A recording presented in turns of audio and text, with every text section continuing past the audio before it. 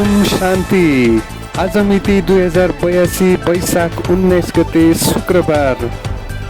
राजु जोशी साथै रामदेवी जोशीको छोरी ज्वाइँ लक्ष्मी श्रेष्ठ, नरदीप श्रेष्ठको सुपुत्रहरू नियोल श्रेष्ठ र लक्षिम श्रेष्ठको शुभ व्रतबन्धको कार्यक्रम हिलेटोलमा राखेको थियो।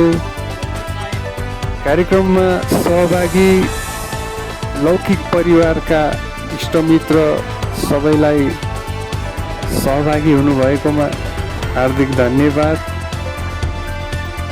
र आज भान्जा बाबुहरूको शुभ व्रतबन्धको मामाको तर्फबाट धेरै धेरै शुभकामना भन्न चाहन्छु। ओम शान्ति। धन्यवाद। नमस्ते।